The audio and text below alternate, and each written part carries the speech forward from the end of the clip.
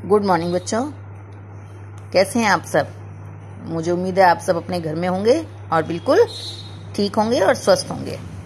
घर से बाहर नहीं निकलना है, आपको घर में ही रहना है। घर पे रहकर आराम से पढ़ाई करनी है। अभी कल मैंने आपको लिंग के बारे में बताया था, आज मैं आपको बताती हूँ पर्यायवाची।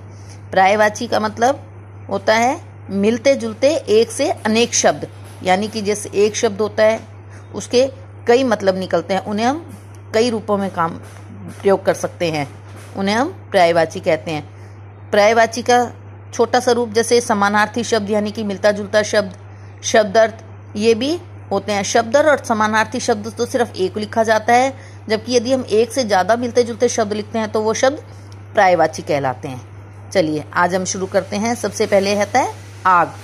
आग होते आग को हम बहुत तरह से बुला सकते हैं, अग्नि, अनल, पावक, इन 3 नामों से बुला सकते हैं। इसके और भी बहुत सारे नाम हैं, पर मैं सिर्फ आपको 3 ही याद करवा रही हूँ। इसके बाद दूसरा है पानी, नीर, जल और वारी।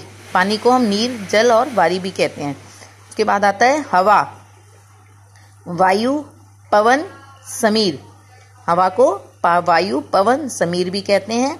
उसके बाद आता है सूर्य, सूरज, रवि और भानु।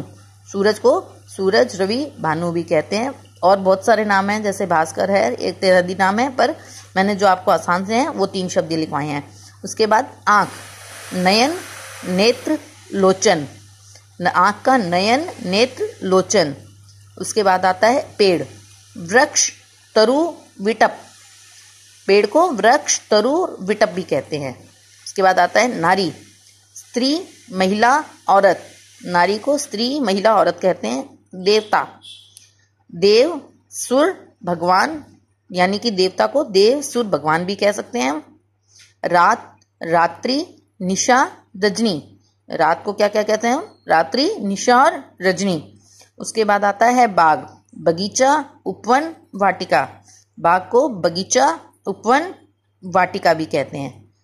चलिए मैंने अब आपको जो बताए हैं इन सब में इनको और बहुत सारे नामों से बुला सकते हैं, परंतु मैंने जो आसान थे वो आपको याद करने के लिए दिए हैं। इन 3 को आप याद कीजिए। इनके अलावा यदि कोई आपको आसान आता है तो आप वो भी याद कर सकते हैं, परंतु मैं उम्मीद करूंगी कि आप इन जो भी आप याद करते हैं उन सब की मात्राएं ध्यान से देखेंगे।